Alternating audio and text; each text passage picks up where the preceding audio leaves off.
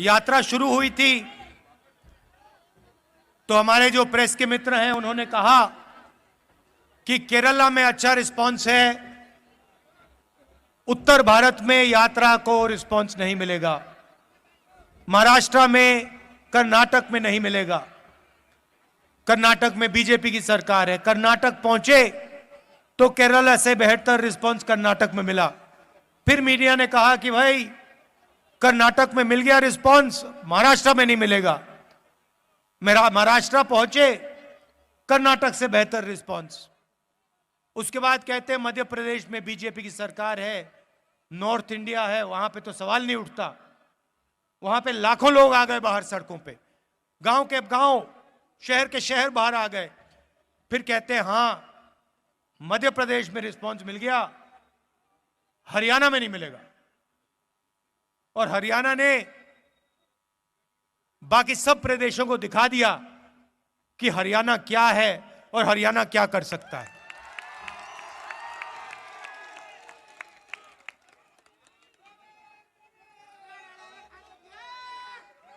और जो हमने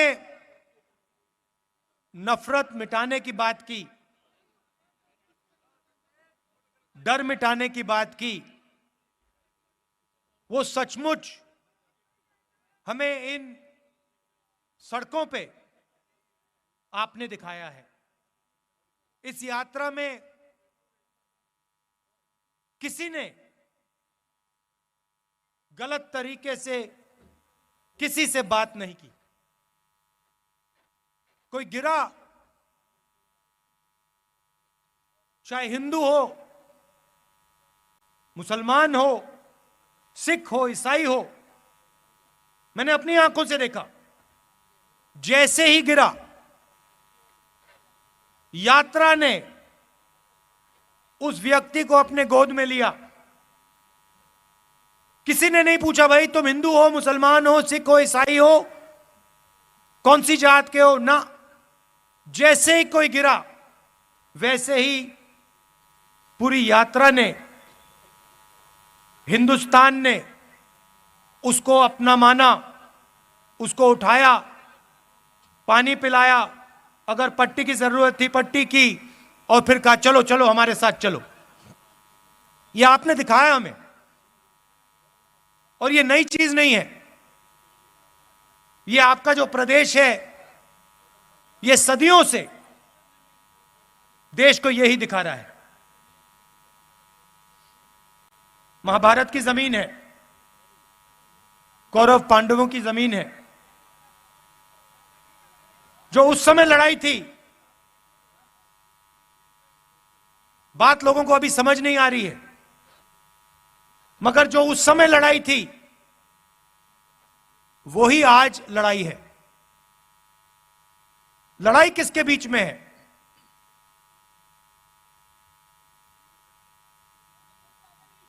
नहीं, देखिए पांडव कौन थे? अर्जुन, भीम, ये लोग कौन थे? ये लोग तपस्या करते थे। ये लोग तपस्या करते थे। क्या पांडवों ने इस धरती पे नफरत फैलाई थी क्या? आपने महाभारत पढ़ी है, क्या उसमें लिखा है कि पांडवों ने किसी गरीब व्यक्ति के खिलाफ अपराध किया? कहीं लिखा है? पांडवों ने डिमोनेटाइजेशन किया क्या? नोटबंदी की थी क्या? गलत जीएसटी लागू की थी क्या? कभी करते? कभी नहीं करते। क्यों नहीं करते? क्योंकि वो तपस्वी थे और वो जानते थे कि नोटबंदी, गलत जीएसटी, किसान बिल इस धरती के जो तपस्वी हैं उनसे चोरी करने का तरीका है।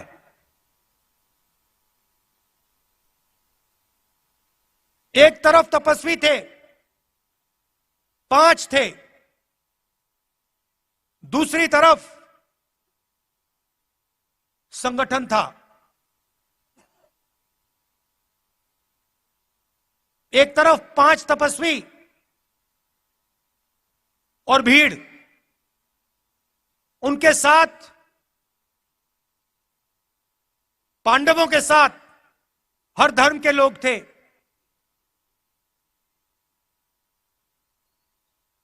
जैसे यहां पे यात्रा चल रही है, इसमें कोई ये नहीं पूछता भैया कौन हो, कहां से आए हो। मोहब्बत की दुकान है ये।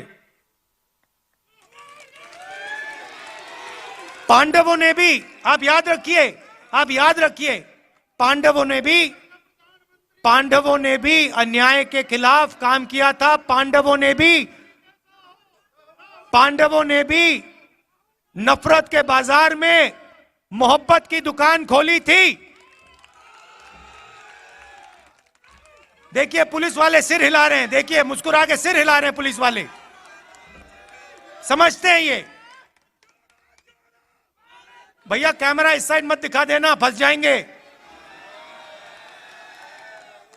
गलती से भी मत दिखा देना। कौरव कौन थे भैया? कौरवों के हाथ में 21वीं सदी के कौरव बता देता हूं।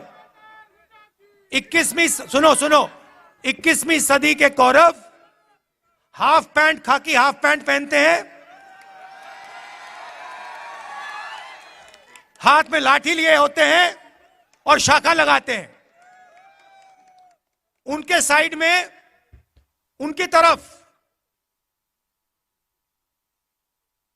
हिंदुस्तान के 2-3 सबसे अमीर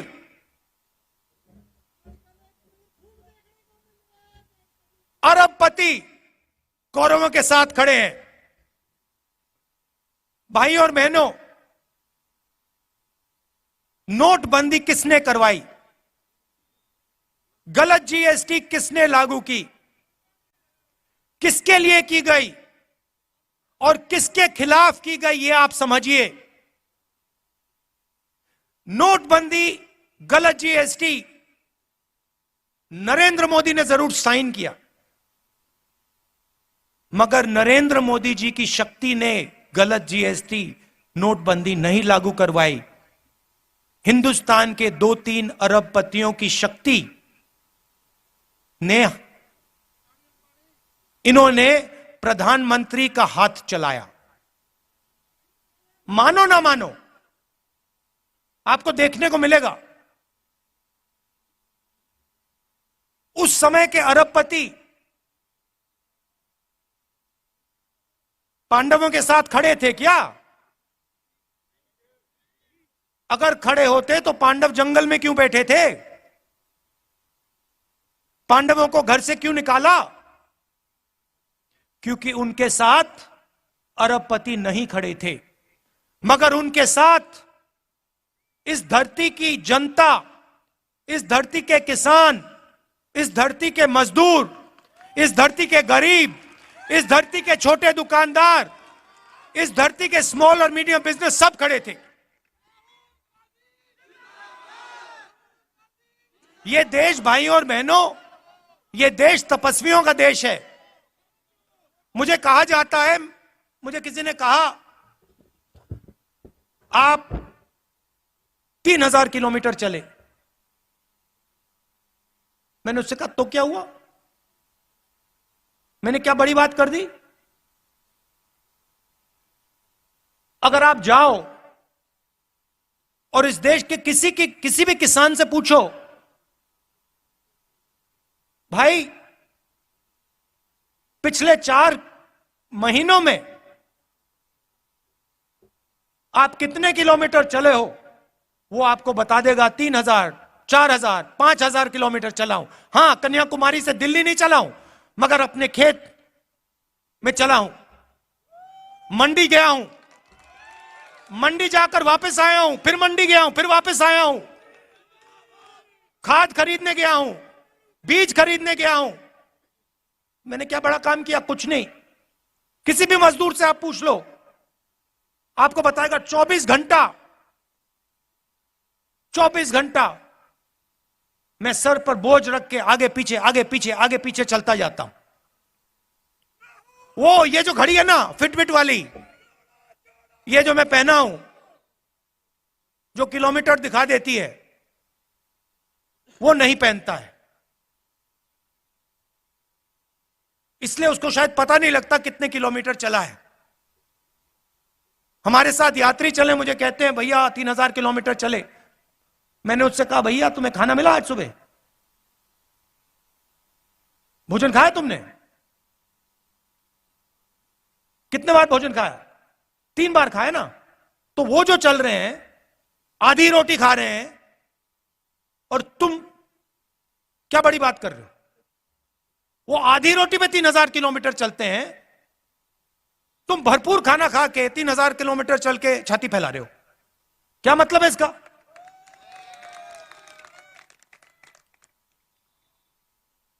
फिर ये मेरी टी शर्ट के पीछे पड़ गए।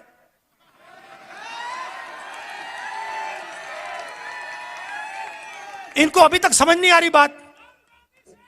नहीं, उनको समझ नहीं आ रही बात। देखो ये कह रहे हैं टी शर्ट क्यों पहना है, ये सफेद टी शर्ट क्यों पहना है, इसको सर्दी नहीं लगती। सबसे पहले मैं आपको बताता हूं क्यों पहना हूं।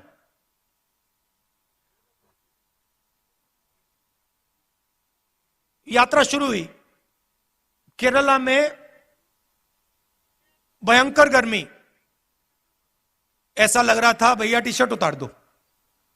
मतलब उसमें पसीने आ रहे थे, ह्यूमिडिटी बहुत थी। केरला में काफी मतलब गर्मी लगी। फिर मैं मध्य प्रदेश में गया, थोड़ी ठंड होने लगी, थोड़ी सी, मतलब ज्यादा नहीं। सुबह सुबह क्या हुआ, 6 बजे हम निकलते हैं। सुबह सुबह 3 गरीब बच्चे मेरे पास आ गए, फटी हुई शर्ट थी। और जब मैंने उनको ऐसे पकड़ा, हाथ लगाया फोटो के लिए, फोटो लेना चाहते थे, एक इस साइड और एक साइड लड़कियां थी, एक इस साइड एक इस साइड। जैसे मैंने उनको पकड़ा, वो कांप रही थी,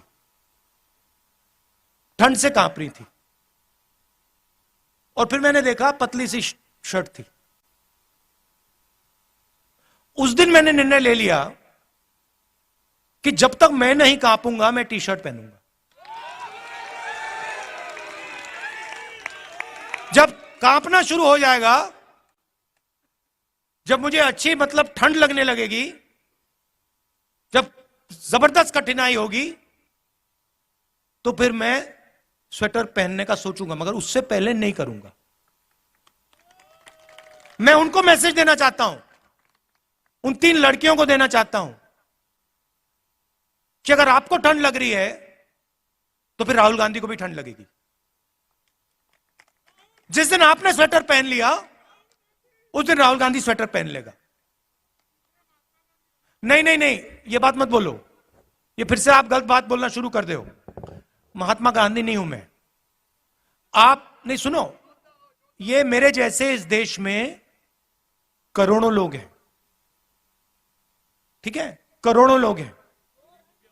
यहां पे क्या हो रहा है, यहां पे काम कोई कर रहा है,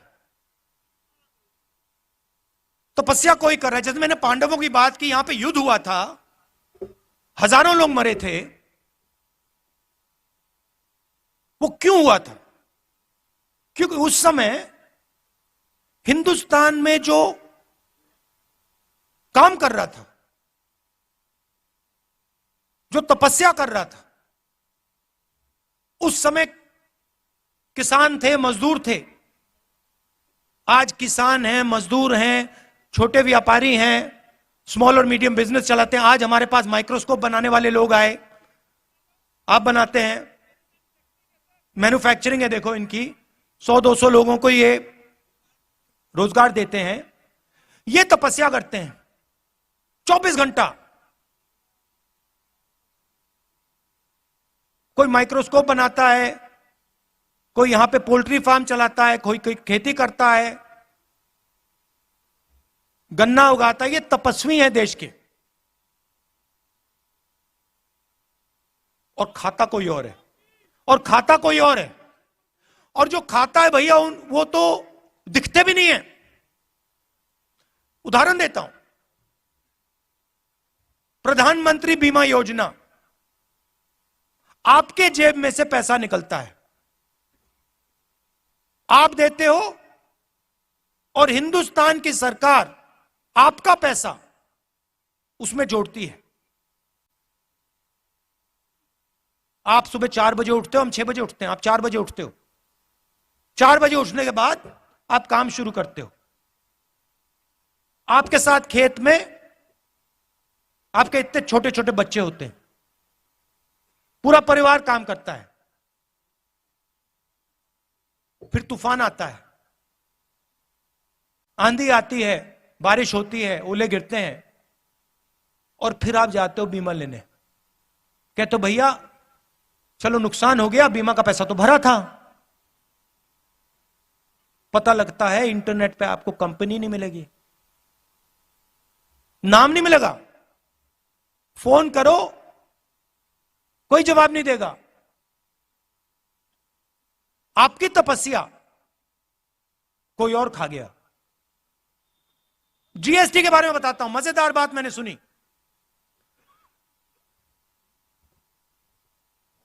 अगर आप, चाहे वो मैदा हो, गुड़ हो, अगर आप 25 किलो से कम मैदा गुड़ अपनी दुकान में बेचते हो, छोटे व्यापारियों की बात कर रहा हूं, अगर 25 किलो से कम बेचते हो तो आप पर जीएसटी लग जाती है। और अगर आप 25 किलो से ज्यादा बेचते हो, आप पे जीएसटी नहीं। मतलब छोटे व्यापारी पे जीएसटी, अदानी पे जीएसटी नहीं। क्यों? आपने क्या गलती की? अगर आप पे लग रही है तो उन पे लगनी चाहिए, अगर उन पे ना लगे तो आप पे ना लगे। किसान आए हमारे पास, एमएसपी की बात की। हिमाचल प्रदेश में मैंने आज अखबार में पढ़ा, सेब का पूरा व्यापार एक उद्योगपति के हाथ में। जम्मू कश्मीर जाएंगे, पूरा का पूरा सेब का व्यवहार उसी उद्योगपति के हाथ में।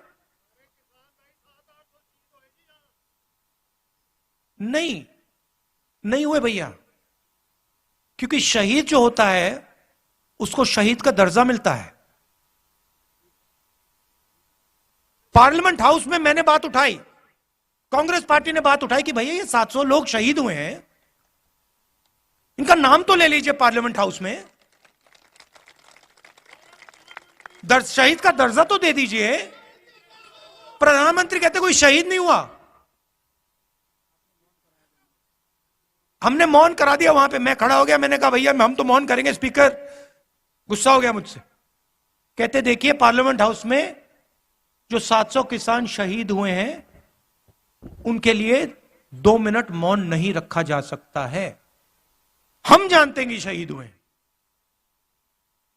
उनके परिवार जानते हैं कि शहीद हुए, हिंदुस्तान की सरकार नहीं जानती, उनके लिए नहीं शहीद हुए। मगर वैसे मैं उनकी बुराई इतना नहीं करना चाहता, वो करने जो कर रहे हैं करने दो उनको। मैं क्या चाहता हूं कि जो तपस्वी है, चाहे वो किसान हो, मजदूर हो, छोटा व्यापारी हो, जो वो तपस्या करे, गीता में लिखा है। क्या लिखा है गीता में तपस्या के बारे में? बताइए भैया, आपसे ले रहे हैं। तपस्या करो और फल मत देखो। मगर गीता में यह नहीं लिखा है कि तपस्या करो और फल नहीं मिलेगा। तो गीता में लिखा है तपस्या करो, और यह देश तपस्या कर रहा है। और इस देश की सरकार को उस तपस्वी की मदद करनी चाहिए, उस तपस्वी की रक्षा करनी चाहिए। ऐसा हिंदुस्तान में देखना चाहता हूं। यात्रा का यही लक्ष्य है।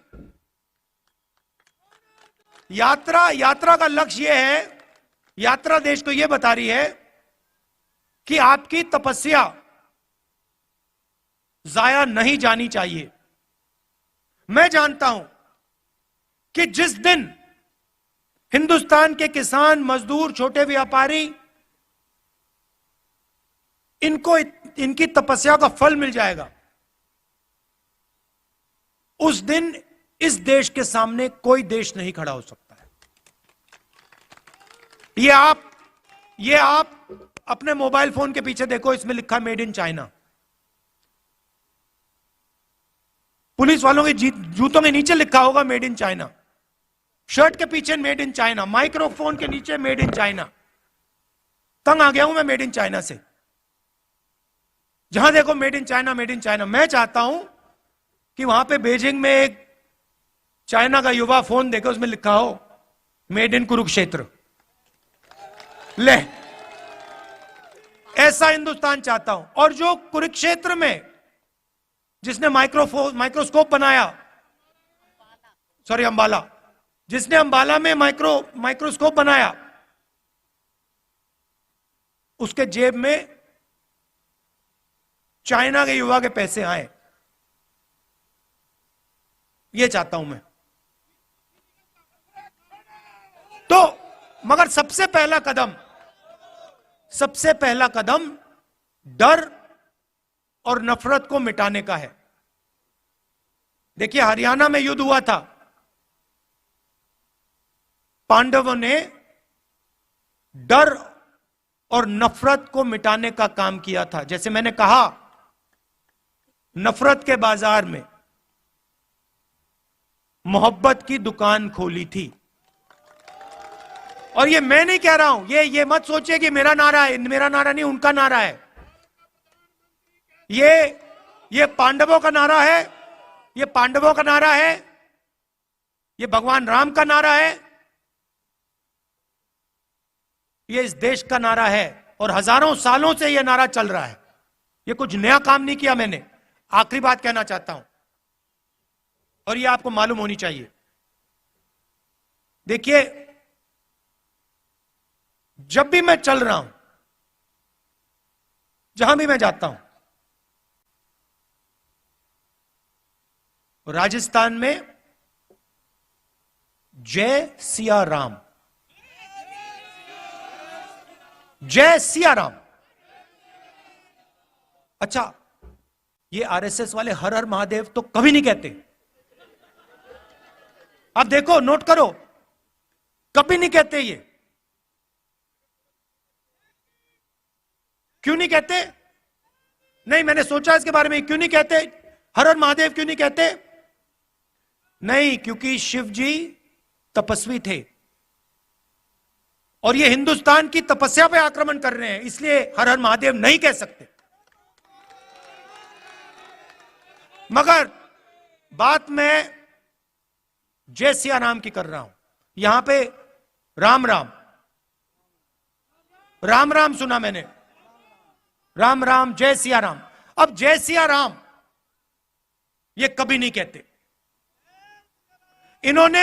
इन्होंने सीता जी को नारे से निकाल दिया, उठा के बाहर फेंक दिया, कहा हम नहीं कहेंगे। ये हमारी हिस्ट्री, हमारे संस्कार, हमारे इतिहास के खिलाफ काम किया इन्होंने। और जब भी कांग्रेस पार्टी का कोई भी कार्यकर्ता आरएसएस के कार्यकर्ता के सामने आए, उससे कहो तुम जय सिया राम कहोगे, और उससे जय सिया राम कहलवाओ। क्योंकि जितने जरूरी राम थे, उतनी ही जरूरी सीता थी। तो आप सब यहां आए, इतने प्यार से आपने मेरी बात सुनी, दिल से आपका धन्यवाद करना चाहता हूं। और आज एक कमी रह गई, आज एक कमी रह गई। हमने आज वो जो बीजेपी के लोग करते हैं, देखिए उनके संगठन में महिलाएं तो होती नहीं है। अलाउ ही नहीं है। अभी तक नहीं समझ आया मुझे उनके संगठन में महिलाएं क्यों नहीं है, वो अलग बात है, मगर आज हमने पूरा दिन महिलाओं का कर दिया। तो जो हमारे पुरुष हैं उनको आज थोड़ी मुश्किल हुई, आप अंदर नहीं आ पाए, आप मिल नहीं पाए, तो मैं आपसे माफी मांगना चाहता हूं। और कल दोनों स्त्री और पुरुष का दिन है, तो आप सब लोग आ पाएंगे और आपसे मिल सकेंगे। दिल से बहुत बहुत धन्यवाद। नमस्कार। जय हिंद।